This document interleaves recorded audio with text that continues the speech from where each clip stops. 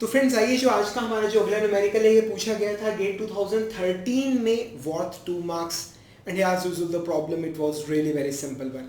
तो problem actually में था क्या, मैक्सिमाइज करना है, maximise z is equal to 3x plus 7y, 3x plus 7y इस फंक्शन को हमें मैक्सिमाइज करना है, subject to 3x plus 7y less than equal to 10, 4x plus 6y less than equal to 8 and x and y they are greater than equal to 0। ठीक है, आपको problem को solve नहीं करना, एक्चुअली आपको सिर्फ इतना बताना है कि प्रॉब्लम का सॉल्यूशन कैसा है। इट इज अनबाउंडेड, ठीक है, it has got one optimal solution, it has got two optimal solutions, it has got infinitely many optimal solution। ठीक है, तो एक बात तो देखो कंफर्म है कि this cannot be the answer। ठीक है, ये आंसर नहीं हो सकता, बिकॉज होता क्या है कि अगर आपने ग्राफ ड्रॉ किया और अगर आपको दो ऑप्टिमम पॉइंट्स मिल गए, ठीक है, मतलब आपने ये एक पॉइंट मिला, ये एक पॉइंट मिला, दोनों पर z की वैल्यू सेम आ रही है, तो सच्चाई ये है कि इन दोनों को जोड़ने वाली जो लाइन है उस लाइन पर सभी पॉइंट्स पे z की वैल्यू सेम आएगी and it will be a maximum और मिनिमम वैल्यू। ठीक है, तो या तो एक पॉइंट होगा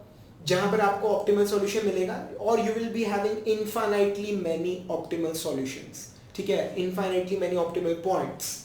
ठीक है ना, तो इस लाइन पे जितने भी पॉइंट्स हैं, मतलब सभी में आपको ऑप्टिमम सॉल्यूशन मिलेगा। ठीक है, हो सकता है कोई स्टूडेंट ये सोचे कि दो पॉइंट्स से मैक्सिमम आ रहा है, सो टू ऑप्टिमल पॉइंट्स, ऐसा नहीं है। उन दोनों पॉइंट्स को जोड़ने वाली जो लाइन है उस पे जितने भी पॉइंट्स हैं, all of them they are optimum points.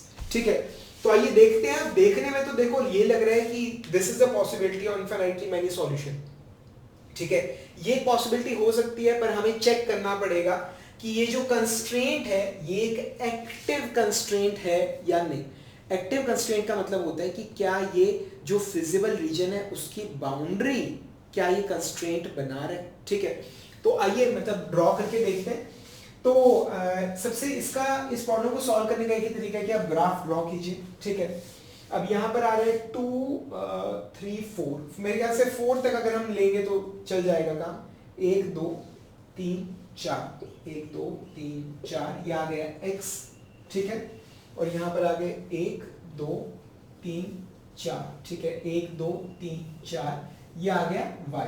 ये चीज समझ आ रहे हैं यहाँ तक। ठीक है, तो आइए फिर अब हम इन कंस्ट्रेंट्स को प्लॉट करते हैं। 3x plus 7y is equal to 10। अगर मैं x को 0 पुट करता हूं, ठीक है, तो y आता है 10/7। ठीक है, और अगर मैं y को 0 पुट करता हूं तो x आता है 10/3। ठीक है, तो 10/3 इट इज अप्रोक्सीमेटली 3.33, तो ये कुछ यहां पे लाई करेगा। ठीक है, 10 divided by 7 it is approximately equal to 1.42 something। ठीक है, तो ये कुछ यहां पे लाई करेगा। ठीक है, तो ये मैं ड्रॉ कर लेता हूं, ये चीज। तो ये हमने क्या ड्रॉ कर लिया, 3x प्लस 7y। ये हमने क्या लाइन ड्रॉ की है, it is 3x plus 7y less than equal to 10, ये लाइन हमने ड्रॉ कर ली। पॉइंट्स में नोट कर लेते हैं, जरूरत पड़ेगी। 0,10/7, और यहां पर है पॉइंट क्या है, इट इज 10/3, 0, ये चीज। ठीक है, तो एक कंस्ट्रेंट हमने प्लॉट कर लिया, ओरिजिन की साइड वाला एरिया कवर कर रहा है। अब आइए दूसरा कंस्ट्रेंट प्लॉट करते हैं। 4x plus 6y is equal to 8।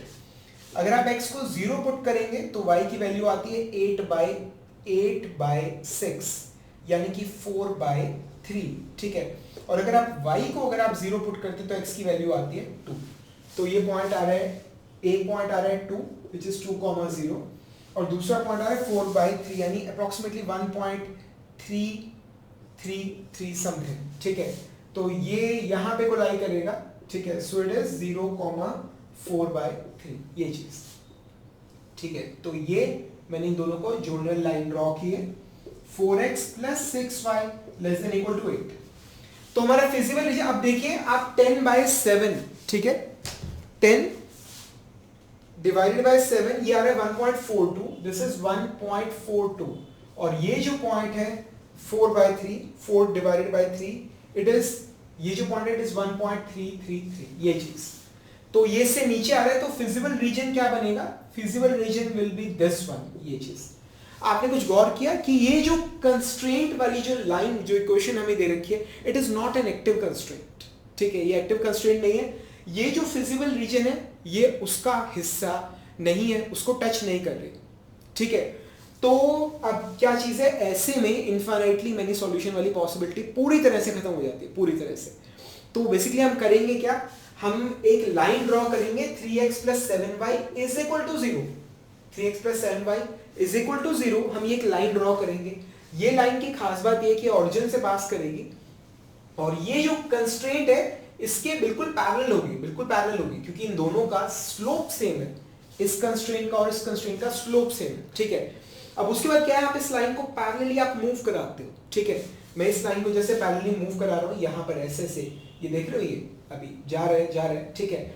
तो जो फारदेस्ट पॉइंट होता है फिजिबल रीजन का, फारदेस्ट पॉइंट फिजिबल रीजन का सबसे ओरिजिन से सबसे दूर वाला पॉइंट जो इस लाइन को टच करता है, ठीक है, जैसे आप इसे मूव करा रहे हो तो फाइनली ये जो लाइन है ये मतलब कुछ इस तरह से ड्रॉ हो रही है, सपोज कीजिए फाइनली, ठीक है, इस तरह से यहां पहुंच गया। This is the farthest point जो हमारी फंक्शन वाली लाइन के पैरेलल लाइन को टच कर रहे हैं, so that will give you the maximum value, समझ आ रहा है, ठीक है। और जो क्लोजेस्ट पॉइंट होता है ओरिजिन के, that will give you the minimum value. अब क्लोजेस्ट पॉइंट तो ये ओरिजिन खुद ही है, ठीक है, तो यहाँ पर हमें मिनिमम मिल रहा है। एंड द फारदेस्ट पॉइंट, जब आप इस फंक्शन की line z is equal to 0, z is equal to 0, ये z function is equal to 0, आपने लाइन प्लॉट करी, आप इसे पैरेलली मूव करा रहे हो, ठीक है, तो जो फारदेस्ट पॉइंट जो इस लाइन को टच करेगा that will give you the maximum value, ठीक है। एक तरीका तो ये है।